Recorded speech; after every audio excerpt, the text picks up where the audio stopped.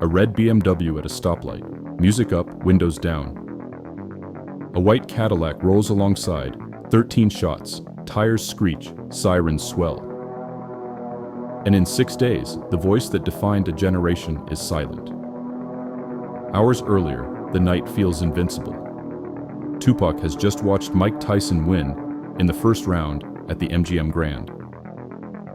The lobby floods with adrenaline and cameras. Security pushes back the crowd. In the flow of bodies, Tupac sees a face he recognizes from the street. Orlando "Baby Lane" Anderson, a Southside Compton Crip, with a recent run-in against Tupac's crew. There isn't a conversation. There's a swing, then a pile-on. Tupac throws punches. Suge Knight steps in, and hotel security rushes to break it. The scuffle is quick, messy, recorded by cameras, and watched by hundreds. In minutes it's over. People scatter. The night moves on, or pretends to. Tupac changes into a white tank and gold jewelry. Suge Knight arrives in a cherry-red BMW 750. They pull from the valet line into the Vegas neon. They have a party to reach, Club 662, Suge's spot, the after-party, the victory lap. The city churns around them, limos, taxis, the hum of a desert that never sleeps. But Las Vegas is small when you're famous and enemies are watching. Word travels. Radios crackle, phones light up. The fight in the lobby turns into a mission before anyone says it aloud. They roll east on Flamingo, laughing. Tupac, half standing in the passenger seat, head over the roofline, shouting at fans. A bike cop stops them for the music and the plates. A smile, a warning, the kind of tiny delay that changes everything. Back into traffic. The clock creeps toward 11:15 p.m. At the intersection of Flamingo and Koval, they pause at a red. A white Cadillac creeps to the right side. The passengers look calm. The back window dips. A muzzle flashes once. Then, again, and again, and again. Glass erupts. Metal blooms inward.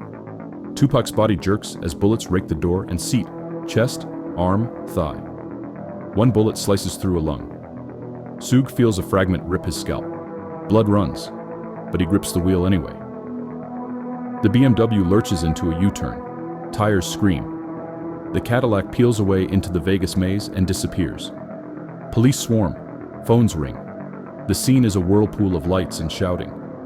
Tupac is pulled from the passenger seat, choking for breath. A paramedic squeezes his hand. He squeezes back. The ambulance cuts through traffic, siren mixing with the strip's neon hiss. At University Medical Center, surgeons fight to stabilize him. They open his chest to find the bleeding and close it again. Family and friends stack up in the waiting room, mothers, artists, suits, soldiers. Reporters mill near payphones. Rumors rise and fall in waves. He made it. He didn't. He did. 6 days pass like a year. Machines breathe for him. Detectives knock on every door their jurisdiction allows. Vegas is used to secrets, but this one belongs to the world. The investigation starts with the obvious motive, the beating at the MGM. The Southside Compton Crips and Death Row's blood-aligned crew have been circling each other for months. The lobby fight made the circle tight. Orlando Anderson becomes more than a name. He denies involvement. He has a lawyer. He walks out of interviews unfazed. Detectives chase the Cadillac. Witnesses give fragments. The car was white, maybe a 96, maybe earlier. It had California plates, or none. The shooter sat in the right rear seat, or left. In the chaos, truth fractures. A city built on illusion gives up little.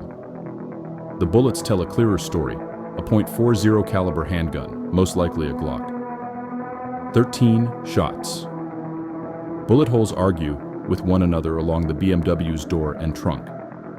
2 officers claim Tupac struggled to speak in the car, trying to form an answer to who did this. Another insists he just stared. Even in police reports, certainty evaporates. The country looks east. there's a temptation to make the murder part of a coast-to-coast war. Tupac feuded with Biggie. Records and magazines fed the fire.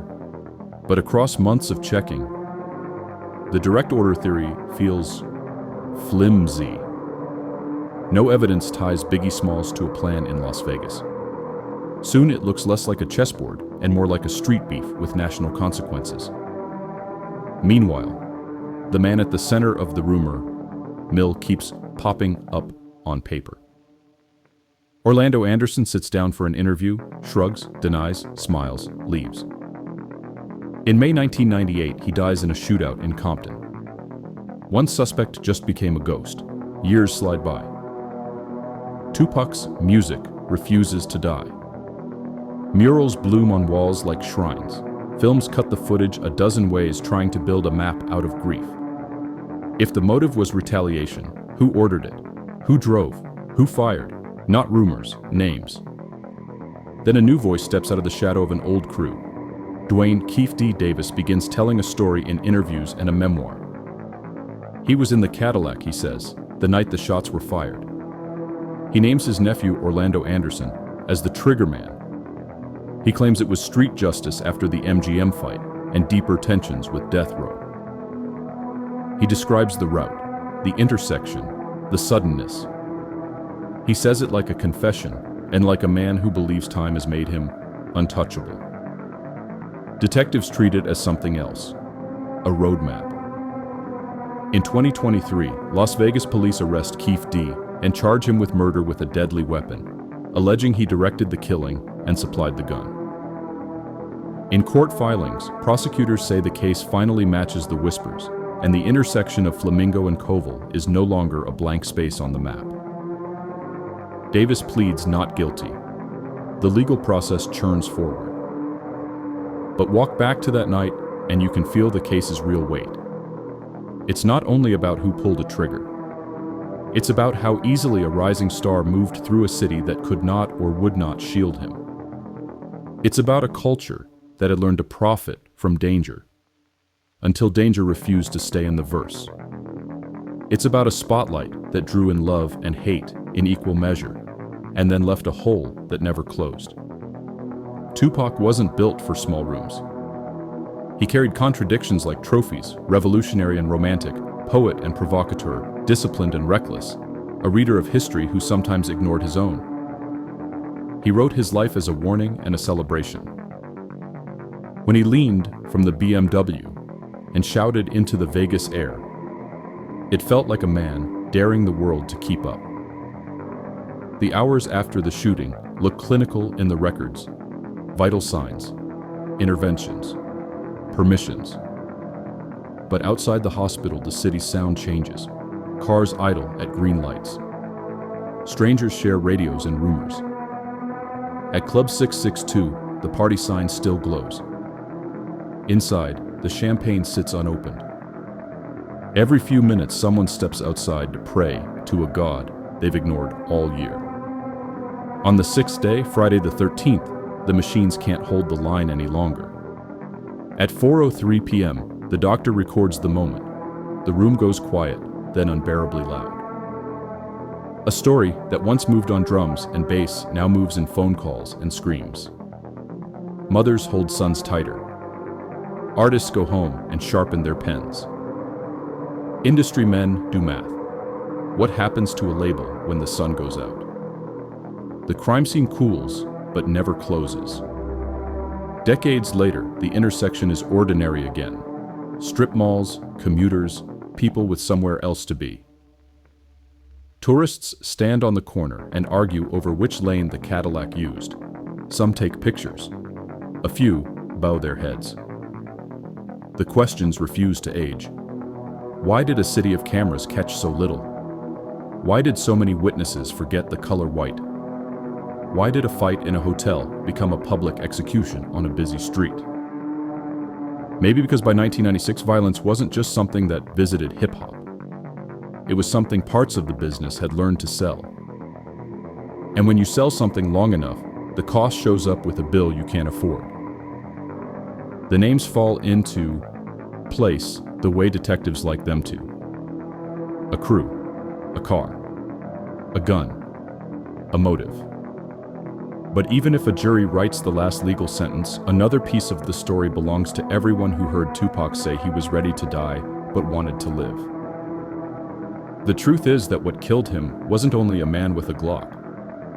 It was a chain of decisions, fears, loyalties, betrayals, and a moment in American culture that mixed art with danger until the two were hard to tell apart. Drive Flamingo at night and you can feel it. The lights don't blink, people do.